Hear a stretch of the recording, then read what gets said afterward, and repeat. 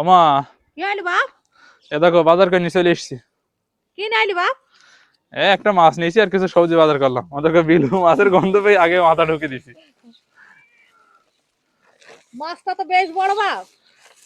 Silver cup মাছ একটু বড় না হয়তো আবার স্বাদও লাগে না খাইতে। হ্যাঁ, এ মাছটা স্বাদ হবে বাপ।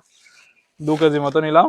হ্যাঁ, মাছটা স্বাদ হবে বলতে মাছটা দেখিয়ে নিলাম। হ্যাঁ মনে হচ্ছে যেন ছায়া বিল ঠিক থাকে না, বা হইলে পুকুর হ্যাঁ মাছের গা দেখছি না কালো কালো হয়ে আছে, হ্যাঁ, ওই এ জন্যই মাছটা নিলাম। স্বাদ হবে বাপ।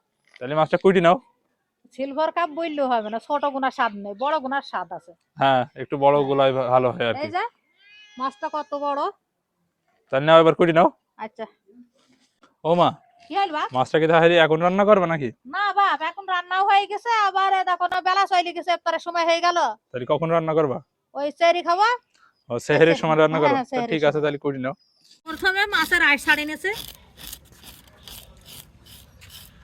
মাছের আইস তোলা হয়ে গেছে, মাছটা এবার কুইটে নিয়েছে। এই যে মাথাটা বেশ বড়ই হয়েছে।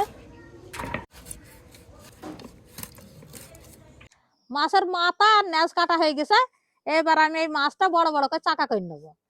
তো মাছের আমি পেটি বের করবো না, পেটি বের করলে আবার মাছের চাকা দেখতে ভাল লাগে না।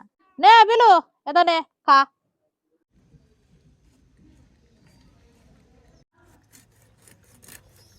মাছ করতে করতে ইফতারের সময় হয়ে গেল, তাই আমি ইফতার করতে গেলে ইফতার করে এসে মাছ কইতে ধুয়ে নিলাম। এবার ফ্রিজে থুয়ে আসবো, শেষ আইতে নিয়ে এসে আনবো। ফ্রিজে রাখা মাছটা নিয়ে এলাম। এখন এই কুমড়োর বড়ি দিয়ে আর মাছ দিয়ে আনবো। এবার মাছে নুন আর হলুদ মাখি থুই দিয়ে মশলাপাতি বেটে নেবো। এবার জিরি দেওয়া ধইনি দিয়ে বেটে নেছে। জিরি বাটা হয়ে গেছে, এবার পেঁয়াজ বেটে নেছে। এবার কুমড়োর বড়ি গুনা একটু তেলে ভেজে নেছে। বড়ি ভেজে নেওয়া হয়ে গেছে, এবার নামিয়ে নেবো। এবার তেলে মাছগুনা ভেজে নেছে।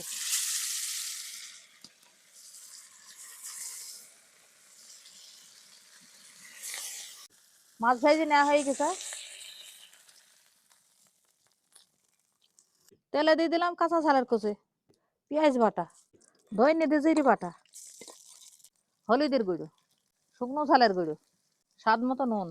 এবার মশলাটা ভালো করে কষে নেবো। মশলা কষে নেওয়া হয়ে গেছে, প্রথমে মাথাটা দিয়ে দিলাম। আগে মাছের মাথাটা দেওয়ার কারণ হয়েছে মাথাটা সেদ্ধ হইতে দেরি হয়, তার কারণে মাথাটা আগে দিয়েছে।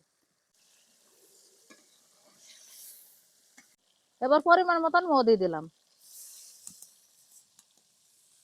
মো ফুটে গেছে, এবার বড়ি গুনা দিয়ে দিলাম। এবার বাকি মাছ গুনাও দিয়ে দিলাম।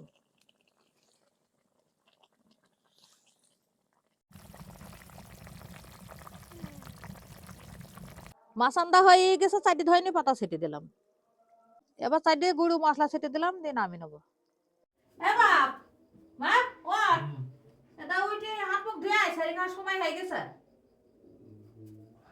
তো এই যে বাজারে থেকে নিয়ে আসা সেই সিলভার মাছটাই মা রান্না করেছে, তো আবার কুমড়ো বড়ি দিই। এবার খেয়ে দেখা যাক। তো কুমড়ো বড়ি তো আমার বেশ পছন্দের।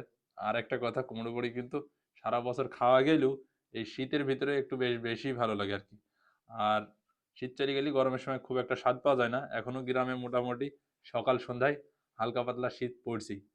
তো এই শীত থাকতে থাকতেই এই যে মাছ দিতে মা রান্না করছে, এবার খাই। আর একটা বড়ি নিয়েছি, বড়িটা এই যে ভেঙে নিলাম, এবার হালকা করে মাখিয়ে নিই। সাথে এক টুকরো মাছ ভেঙে নেবো। এই যে এইবার এবার মুখে দেবো। বিসমিল্লাহ।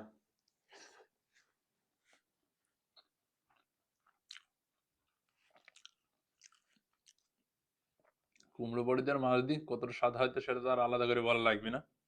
খেতে বেশ দুর্দান্ত লাগছে। আর আমার সাথে কান্ত এই কুমড়ো বড়ি দিয়ে আর মাছের তরকারিটা বেশ ভালোই লাগে, মানে বলা যায় যে আমার প্রিয় তরকারি। তো ভিডিওটা তো মনে হয় মোটামুটি বেশ বড় হয়ে গেছে। শুরু থেকে যারা এই পর্যন্ত দেখছেন তাদেরকে জানাচ্ছি অসংখ্য ধন্যবাদ। সবাই সুস্থ থাকবেন, ভালো থাকবেন। আর দেখা হবে নতুন কোনো ভিডিওতে। সবাইকে জানাই আল্লাহ হাফেজ।